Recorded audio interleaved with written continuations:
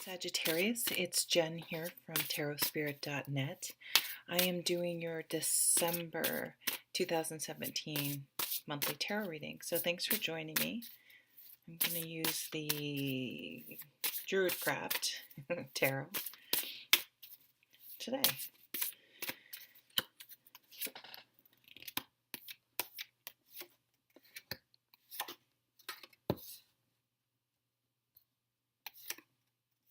We'll just do reversals. What the hell? Why not, right?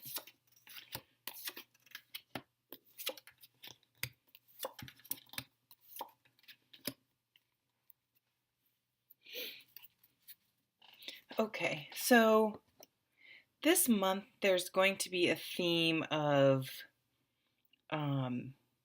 emotional intelligence. There's that that tag phrase that a lot of people throw around, but it's a very, very important one, and one that I'm fully on board with. Is reading a room, knowing how your own emotions influence every situation you're in, your own behavior, the sort of story that you frame things going on around you. We tend to insert a lot of our own stuff into what's going on with other people. Um, if you hear of a situation going on with someone, you immediately, because that's what we have, we only have our own experience in which to sort of give something context. So we tend to put in our own, if someone's talking to you about a relationship, we think about our own relationships, and then unknowingly we sort of add that those experiences to the other person's situation, when in reality it may not actually belong there. It may just be our own stuff that we're projecting into another situation. And so I feel that this month is the month to break free. We need to stop injecting ourselves into situations where we don't belong, like minding our own business, and also not allowing other people to do that to us. So it's a two-way street.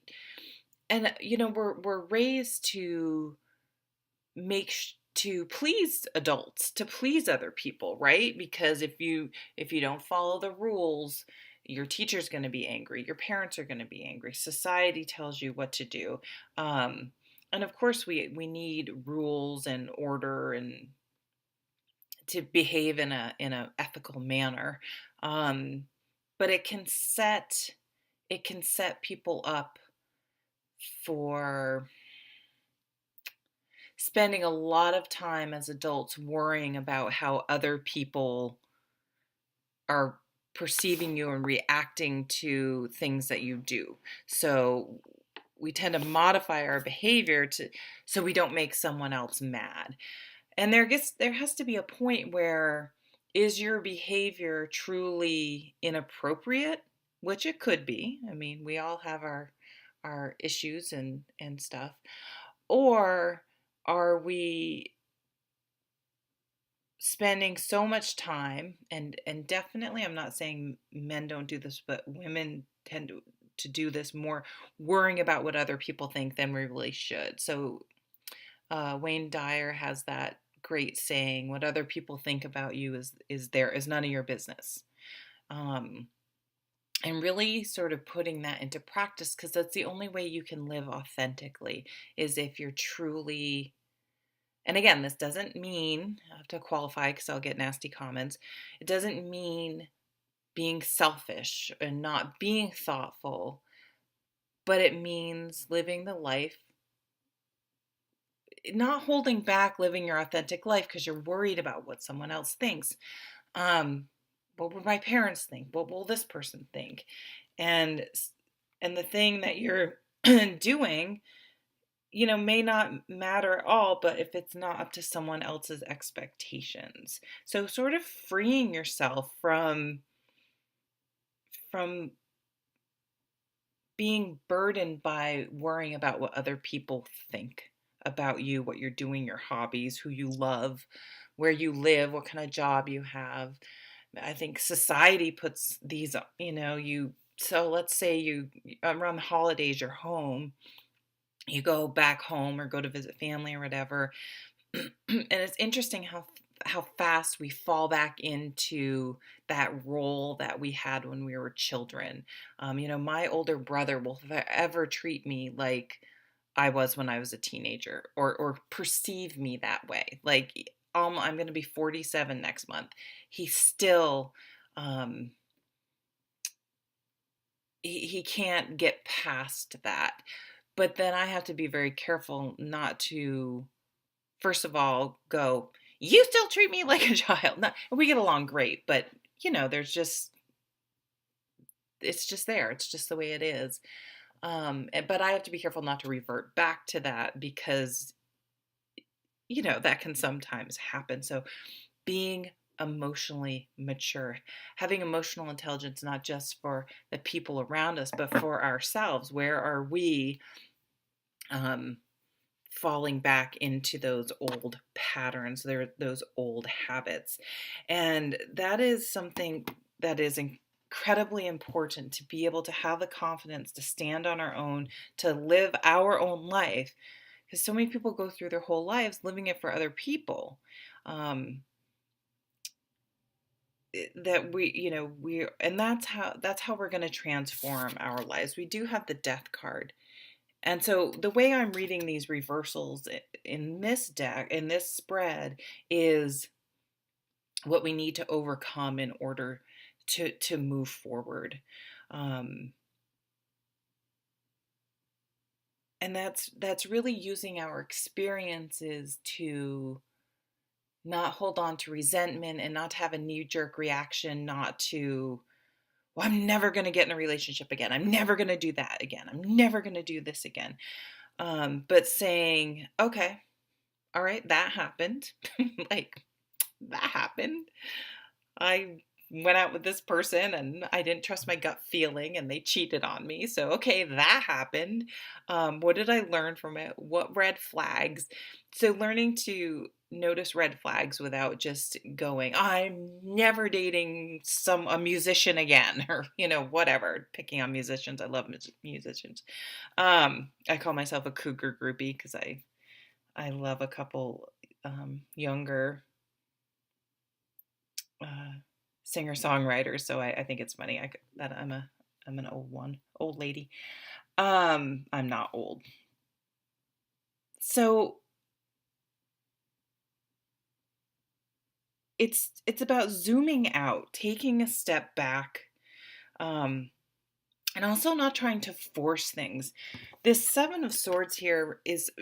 I don't read it like this in any other deck. That's why I love having lots of different decks, because you get a different. You always have the traditional meaning, but you can also draw things from the imagery, that from the artist and the creator of the deck. I see this as writer's block. I think it's just like I can't figure it out. I can't make it happen. And what I found, the more I was in school recently, sometimes I would have done all the homework. I knew what I wanted to say for a paper, but I couldn't get out one sentence, one coherent sentence that just couldn't. My flow wasn't there. I just couldn't get it down on paper. And instead of sitting there, um, just getting more and more frustrated, I would be like, okay, I'm not being productive right now. This isn't productive. So I'm gonna go for a walk. I'm gonna go do something else, and I'm gonna shelf it for a while. I'm not gonna think about it. And what would happen almost every time is, all of a sudden it would pop into my head, and by the time I got back to my computer, it would just flow. It would just come out, and it's that concept of like being stressed out and worrying about things. I think we think that that's going to either prevent a problem from happening or somehow make us solve it or deal with it. But learning to discipline our minds to compartmentalize. And again, not that I'm saying we're just being in denial or never dealing with anything, but sort of like, okay, I know I have this issue to figure out. Sitting here stressing and worrying is negatively affecting me and not creating a solution to my problem. So I'm going to put that down, and I'm going to go do something else. I'm going to, if it comes to my mind, I'm going to say, "Oh, mind, remember, we're not thinking about that right now, and I'm going to focus on something else." And then again, often it then comes to you. So, not overburdening ourselves with having to have all the answers or figuring things out, um, letting things sort of sort themselves out without sitting there white knuckling it and worrying about it and thinking about it constantly. I see someone, for those of you who are looking for a relationship, someone coming in that really has all these qualities that I was just speaking of.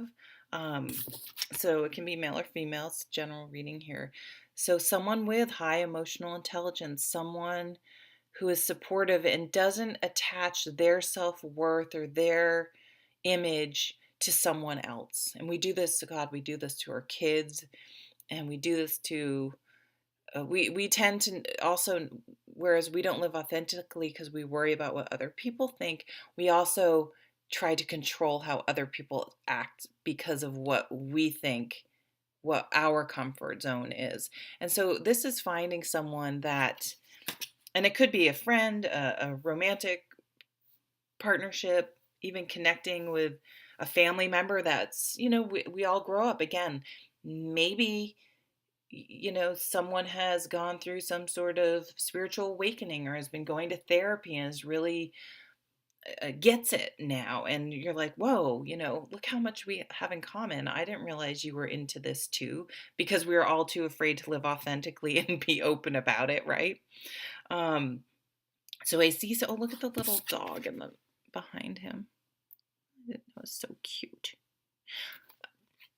He's got his back, right?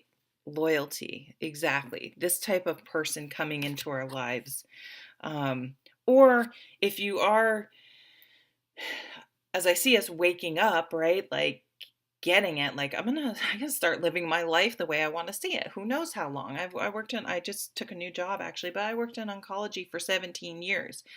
There is no guarantee, period. And every day is truly a gift. So let's start today. Every day is a every minute, every second is an opportunity to begin living authentically, to getting rid of things and people, situations, jobs, bad habits, where we live, whatever we don't like in our lives, our negative thought pattern, which is usually the biggest one, our own darn selves, um, to stop those bad habits so we can live forward and start attracting what we deserve and knowing our self-worth and having the respect not to settle anymore.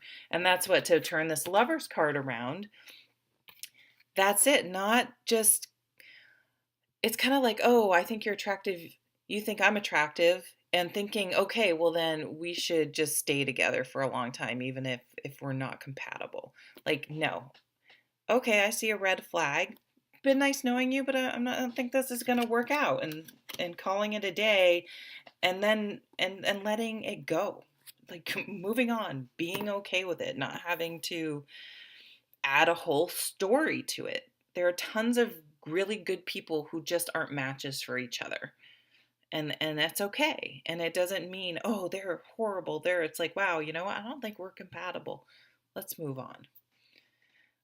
So you're going to really start gaining that type of wisdom and transforming your life, this is the most important card I'm seeing in this deck, is how are you going to transform your life to live the authentic life you want to lead. And it definitely involves letting go of, it's like you're hanging on to, what are we hanging on to? How we thought things should be, how they used to be, what we think people want us to do, and letting that go, and getting rid of those burdens and not carrying loads and issues that no longer serve us or aren't ours to carry in the first place. I heard someone recently say, um, they have a significant other that's just has a lot of issues, and it is overclouds everything. It's always on the top of the list, the issues that they have. And they said, well, I feel like they need me, like I can't leave them, they need me. And it was just so sad, because I'm like, wow. So I mean, that's codependency, right? That this person, I'm attached to this person because they need me, almost like a child. So it's become a parent-child relationship. So knowing when to move on, and separating yourself, and we all have to deal with our own stuff. So you are not obligated to deal with someone else's issues.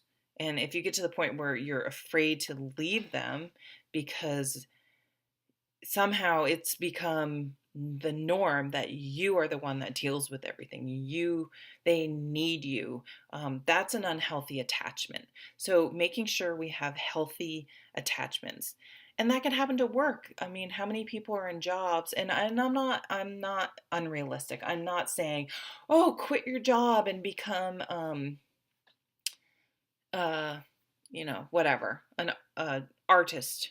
Like, I'm and just drop everything because your true calling is being an artist. I mean, this tarot channel's a good example. I still have a job. I like it. I've become very skilled in what I do. I just got a job and a promotion, so it's like I have to pay the bills. But I have this on the side, and it doesn't feel like work, and it really feeds my soul and makes me happy.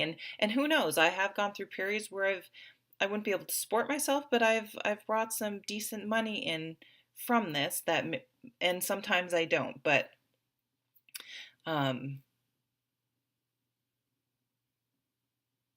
not staying in a job or any situation where it's unhealthy or it's just sort of killing you, like not just settling.